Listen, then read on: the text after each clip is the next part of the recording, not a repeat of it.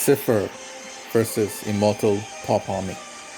Sen Orange, the leader of the Zepher and godfather of the princess of Anjosaka, Natasha, found himself struggling in this immortal attack. Now 60, this samurai of Orange vows to prove his worth to his foes and to the next generation. Toro, Zen's advisor, was missing as he was taken by the light. Now Zen and his main men, Health, Imi, and Akichi, stood fighting alone with their troops. As the Immortals closed in, Health, who was 67, and Imi, who was 63, fought to the very end. Sadly, they would lose their lives to a giant immortal that was very different from the others. Sen was fighting Fu-Pop, who was leading the ninjas who were attacking. "You fight to avenge your lord, do you?" asked Sen. Fu replied, "No, this goes beyond petty vengeance. What is happening here is the fulfillment of prophecy that was spoken over my lord and the late Devi. Now as the last one of the three of us left standing, it shall be me who shall reign in this universe.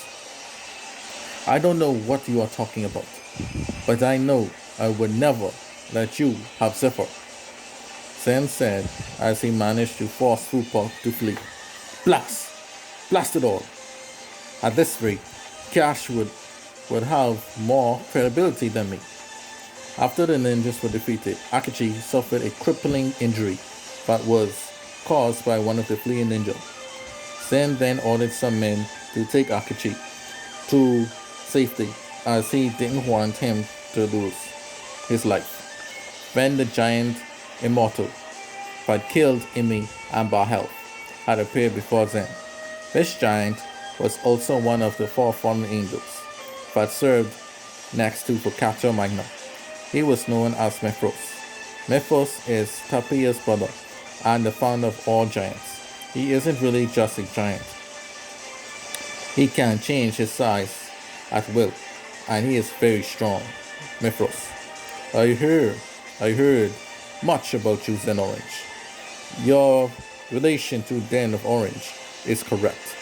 Why don't you join us and become a lieutenant in the Immortal Army? We'll spare the rest of your men if you do. Zen, I refuse.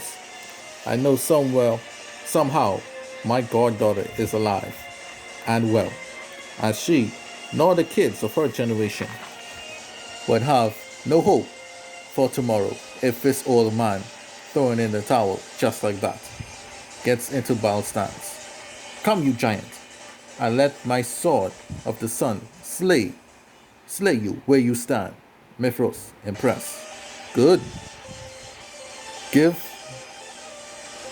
me a good fight then. Show me the power of Orange." The two dueled, and Zen used his sword skills and his determination along with some prayer and managed to hold his own against Mithros. It was at this time that the Sapphire ship came blazing down from the sky.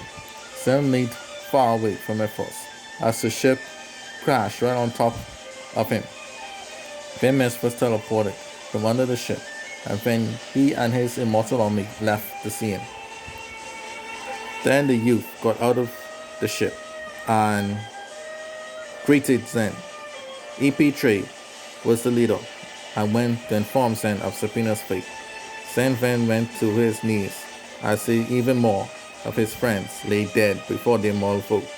Still, Zen got right back up and wiped away his tears and said, "No matter what, we must fight on. Like us, there must be survivors still fighting in this universe. For the memory of our fallen and missing comrades, let us never give in. Let us fight." Then all of them cheered, both young and old, as Zen Orange had become the de facto leader of the resistance against the Immortal Army.